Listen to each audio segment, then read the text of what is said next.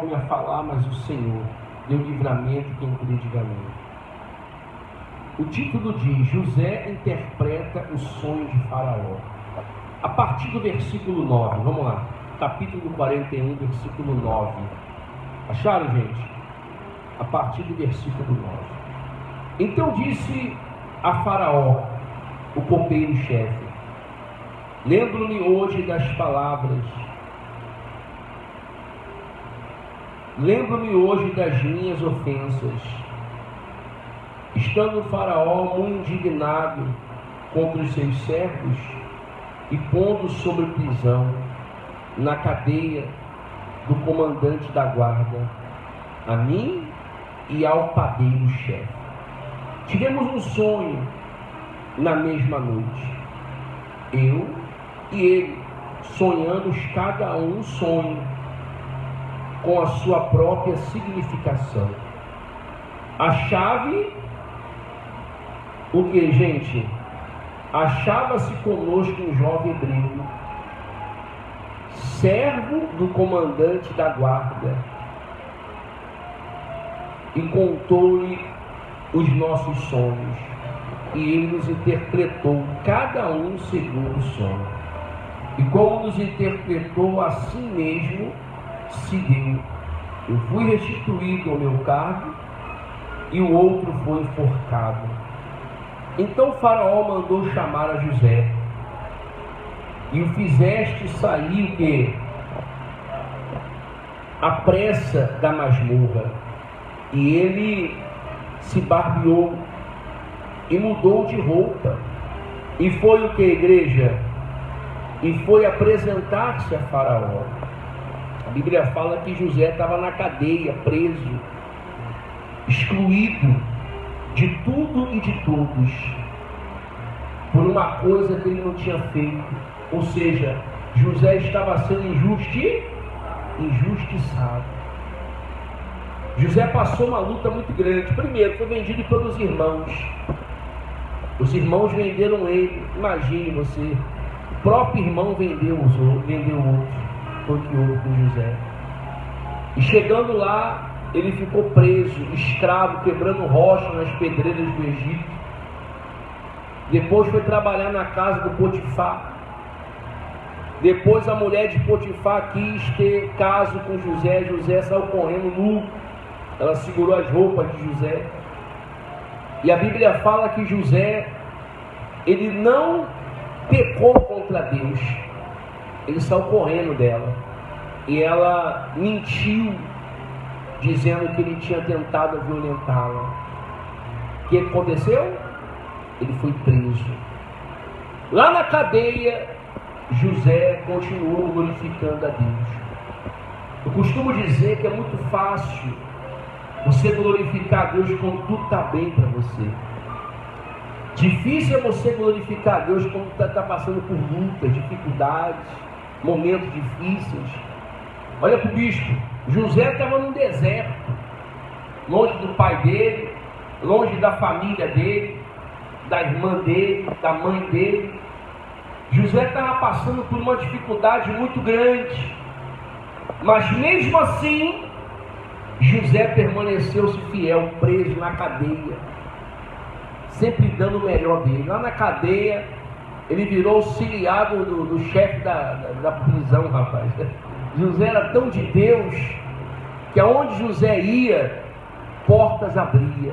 Já viu aquelas pessoas que é de Deus, aonde ela vai, a coisa vai a favor dela? Quem já viu isso já? Levanta a mão. Mesmo aparentemente falando, José na cadeia, mas Deus sempre cuidando de José. Até que foi o padeiro e o copeiro do rei preso. E lá ele interpretou o sonho. Falou que o copeiro seria restituído ao cargo dele e o padeiro seria enforcado. E assim aconteceu. E Faraó teve um sonho, um pesadelo, que tirava a paz dele. E nenhum de seus magos ou feiticeiros conseguiu interpretar o sonho que Faraó teve. Então o copeiro falou de José. Foi aonde Faraó mandou chamar quem? José. Às vezes você não entende. Por que José foi para o Egito? Por que José foi para a cadeia? Tudo tem propósito, pessoal. Não cai uma folha da árvore sem que seja da vontade de quem? Talvez você está numa situação hoje que foi com a permissão de Deus, para você adquirir experiência, para você adquirir postura. Você vê, por exemplo, o caso de José. José ele foi trabalhar na casa de Potifar, e lá ele aprendeu a administrar na casa de Potifar. José foi ser escravo na pedreira, quebrando pedra. Ele aprendeu também os momentos de escassez, os momentos difíceis da vida. E por fim foi para a cadeia. Aprendeu o que é o sofrimento. Então Deus estava preparando José para coisas o quê? O deserto nada mais é que uma preparação de Deus para entregar uma coisa grande na tua mão. O deserto não é um castigo, o deserto não é um sofrimento, pelo contrário, o deserto trata-se de um aprendizado. E se você está enfrentando um deserto, é Deus preparando você para coisas grandes. No deserto você aprende a dar valor a cada gota d'água. Quem sabia disso? Levante a mão. Porque quando vier a bênção, você vai lembrar do deserto antes de fazer besteira. Não, poxa, eu estava no deserto, então eu vou ser fiel, eu vou andar na linha, eu não vou pisar na bola. Porque você não vai querer voltar para o deserto, vai? Claro que não. Foi o caso de José. Então o faraó mandou chamar José. Versículo 15.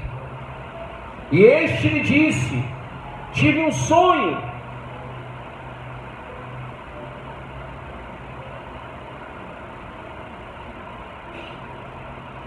E não há quem interprete. Ouvi dizer, porém, a teu respeito, que quando houve um sonho, podeis interpretá-lo. Respondeu-lhe José: não está isso em mim, mas Deus dará resposta favorável a Faraó. Então contou o Faraó a José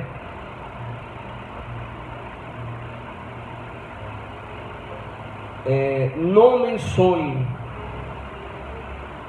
Aliás, no meu sonho, desculpe, estava eu de pé na margem do Nilo, e eis que subiu dele 7 vacas gordas e formosas à vista, e pastavam no carriçal.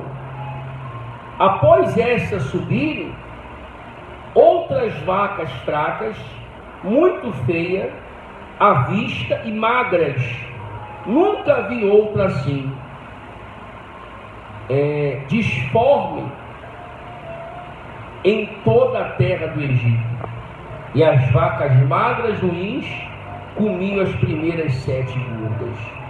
E depois de terem engolido, não dava aparência de terem devorado, pois o seu aspecto continuava ruim, como no princípio.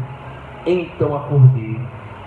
Depois vi em meu sonho que 7 espigas saíam da mesma haste, cheias e boas. Após elas nasceram o quê?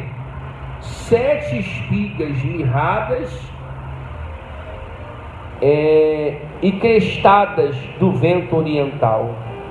As 7 espigas mirradas devoravam as 7 espigas boas.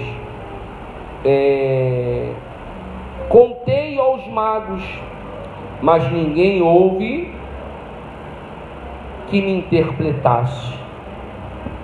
Então lhe respondeu José: o sonho de Faraó é apenas um.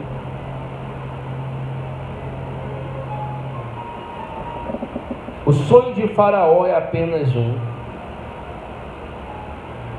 Deus manifestou a Faraó o que há de fazer. As 7 vacas boas serão 7 anos, e as espigas boas também 7 anos. O sonho é um só.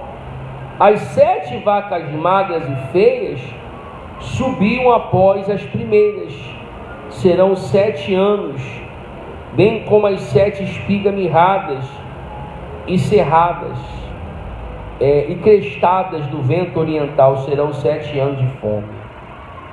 Esta palavra, como acabou de dizer Faraó, que Deus manifestou a Faraó o que lhe deve de fazer. Eis que vem 7 anos de grande abundância por toda a terra do Egito. Seguir-se-ão 7 anos de fome, que toda aquela terra, toda aquela abundância será esquecida da terra do Egito, e a fome consumirá a terra, e não será lembrado a abundância da terra, a terra, em vista da fome que seguirá, porque será gravíssima. O sonho de Faraó foi o quê? Foi dúplice, o sonho duplo, porque a coisa é estabelecida por Deus, e Deus se apressa em fazê-la, ou seja, vai ser a qualquer momento. Agora, pois, escolha Faraó um homem ajuizado, sábio, e ponha sobre a terra do Egito. Faça isto, e ponha administradores sobre toda a terra, e tome a 5ª parte dos frutos da terra do Egito, nos 7 anos de fartura, e ajuntem os administradores toda a colheita dos bons anos que virão. Recolham o cereal debaixo do poder de Faraó, para mantimento nas cidades, e guardem. Assim, o mantimento será para abastecer a terra nos 7 anos de fome que haverá no Egito, para que a terra não pereça de quê? De fome. Então, esse pesadelo que Faraó teve foi um aviso de Deus. O que iria acontecer na terra? E Faraó ficou desesperado. E agora? Vai acabar, vamos morrer, vamos perecer. Quem vai suportar tamanha privação, 7 anos de fome? Mas José mostrou o problema, junto com o quê? Com a solução. É assim que o homem de Deus faz, a mulher de Deus faz. Quando apresenta o problema, olha para o bicho, apresenta a solução junto com o problema. José passou o problema para Faraó, porém José também passou a solução. O Senhor vai conseguir um homem ajuizado, em que há o Espírito de Deus, e o Senhor vai colocar para administrar esses 7 anos de fartura, e vai recolher 1/5 de toda a plantação que tiver na terra do Egito. E ele construiu grandes galpões, celeiros, que eles falavam antigamente, e começaram a guardar o alimento. Quem entende o bispo? Você vê que muita empresa quebrou nessa pandemia, sim ou não? Mas as empresas que foi igual José, não quebrou não. As empresas que pensou no capital de giro, uma reserva, você vê que no momento de fome, sobreviveu. Nunca quebrou-se tanta empresa como quebrou nessa pandemia. Quem sabia disso? Levanta a mão. Fechou tudo, porque não teve dinheiro para poder manter aberto. Mas quem pensou no futuro, guardou uma reserva, ainda está com as portas, passou a pandemia e está funcionando. O homem de Deus tem que ser como José, a mulher de Deus como José. Pode pensar só no hoje.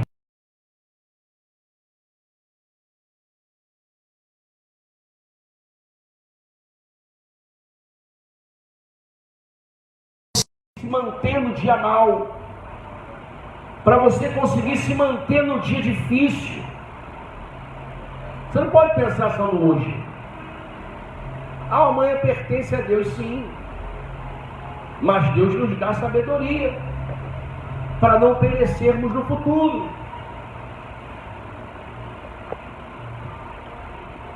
Aí, versículo 37, José como governador do Egito. O conselho foi agradável a Faraó e todos os seus oficiais. Disse Faraó aos seus oficiais: acharíamos porventura homem como este, em que há o Espírito de Deus?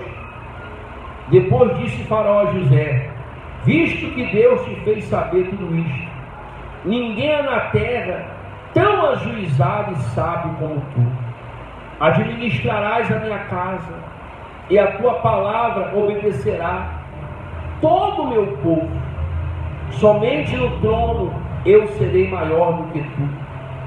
Disse mais Faraó a José: vês que te faço autoridade sobre toda a terra do Egito. Então tirou Faraó o seu anel de sinete da mão e pôs na mão de José, e fez-o vestir roupa de linho fino, e lhe pôs no pescoço um colar de ouro, e fez-o subir ao seu segundo carro, e clamavam diante dele: inclinai-vos. E disse: e desse modo o constituiu sobre toda a terra do Egito. Disse ainda Faraó a José: eu sou Faraó, contudo sem a tua ordem ninguém levantará a mão ou pé em toda a terra do Egito. E José chamou Faraó de Zafenate-Paneia, e lhe deu por mulher Asenate, filha de Potífera, o sacerdote de On. E percorreu José toda a terra do Egito. Era José na idade de 30 anos quando se apresentou a Faraó, rei do Egito, e andou por toda a terra do Egito. Nos 7 anos de fartura, a terra produziu abundantemente, e ajuntou José todo o mantimento que houve na terra do Egito durante 7 anos, e guardou-os na cidade o mantimento do campo ao redor, e de cada cidade foi guardado na mesma cidade. Assim ajuntou José muitíssimo cereal, como a areia do mar, até perder a conta, porque ia além das medidas. Antes de chegar a fome, nasceram 2 filhos de José, os quais lhe deram Asenate, filha de Potífera, o sacerdote de On. José ao primeiro chamou de Manassés, pois disse: Deus me fez esquecer de todos os meus trabalhos e de toda a casa de meu pai. Ao segundo chamou de Efraim, pois disse Deus me fez prosperar na terra da minha aflição. Ou seja, Deus levantou José. Deus tirou José da humilhação e colocou ele no topo máximo do Egito. Fez dele praticamente o faraó, o rei do Egito, o segundo rei do Egito, governador do Egito. Como é que pode um escravo, um camarada que era humilhado, era espancado, Deus exaltou? É assim que Deus faz. Ele ergue do pó desvalido e do monturo necessitado, e o faz sentar à mesa com os príncipes. Aquela pessoa que você não dá nada, Deus pega ela e exalta ela. Foi o caso de José. Ninguém esperava que José um dia estaria naquele posto. E os mesmos irmãos de José que maltrataram ele, que humilharam ele, que venderam ele como escravo, foram os mesmos que foram se ajoelhar pedindo comida para ele. É assim que Deus faz. Hoje quem te humilha, amanhã vai reconhecer que você é de Deus. Hoje quem pisa em você, amanhã vão ter que falar: rapaz, Deus mudou tua vida e eu quero que mude a minha também. Foi o caso de José. Deus fez ele esquecer da aflição dele, porque Deus exaltou ele. É Deus que vai te exaltar, meu irmão. Bispo, eu estou enfrentando um deserto, fique em paz. Não há deserto que dure para sempre. Deserto, entenda, é lugar de passagem, não é lugar de morada. Você está indo no seu percurso, você está indo na sua caminhada, você está indo para o seu objetivo. Uma hora esse deserto vai acabar. E é onde Deus vai entregar a vitória nas suas mãos. Diga glória a Deus. Em nome de quem, igreja?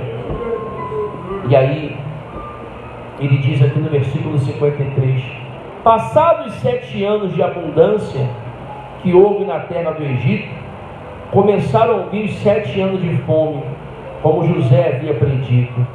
E havia fome em todas as terras, mas em toda a terra do Egito havia pão.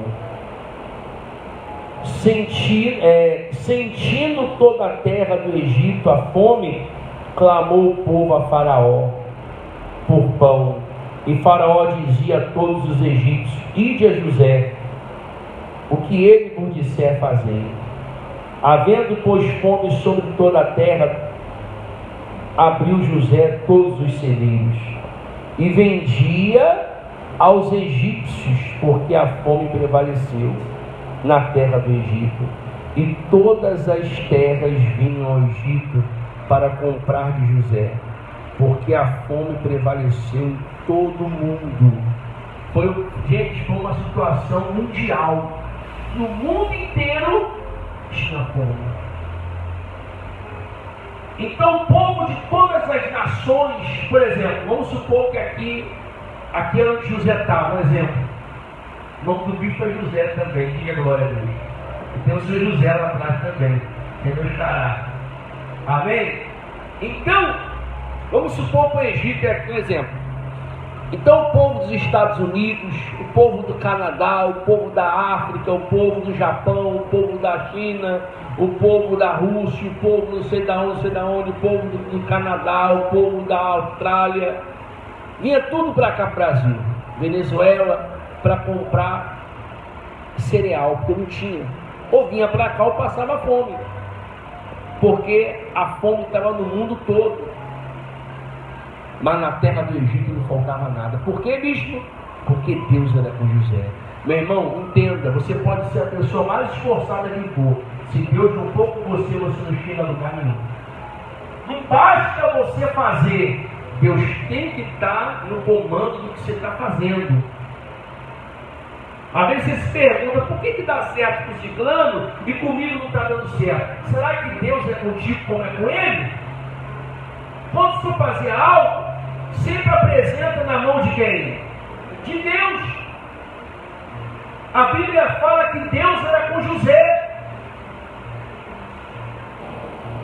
E quando Deus é com a pessoa, até o que tinha para dar errado dá o quê? Exatamente, dá certo. E quando é que Deus é com a pessoa? Quando a pessoa é de oração, quando a pessoa vem na igreja, quando a pessoa tem um compromisso com as coisas de Deus, quando a pessoa se preocupa com a vida espiritual dela. Então Deus passa a ser com a pessoa passa a ganhar a confiança de Deus, a pessoa passa a ganhar a credibilidade de Deus. E quando você ganha credibilidade com Deus, meu cara, a tua palavra tem peso. Quem sabe o que é isso? Ou seja, a tua palavra tem moral. Quando você fala uma coisa, Deus responde instantaneamente, ó. Tchum, tchum. Senhor, me dá isso aqui, tchum, já veio. É como se fosse e-mail, tchum, mais rápido que e-mail ainda. Por que, bispo? Porque a pessoa tem credibilidade. A pior coisa que tem é quando a pessoa não tem credibilidade. É muito ruim isso. A palavra dela não tem peso de nada. Mas quando a pessoa tem credibilidade, meu caro, uma palavra dela resolve um montão de coisas. Quem sabia disso? Levante a mão. Porque ela é uma pessoa que ela fala é pacata. Se cumpre. Faraó entregou o Egito na mão de José. O povo foi falar com o Faraó: ei, vai no José. O que José falar, está falado. Vai lá, pode procurar ele. Olha a moral que José tinha. Por que ele tinha aquela moral toda? Porque ganhou a confiança de Faraó. Porque Faraó viu que José era de Deus.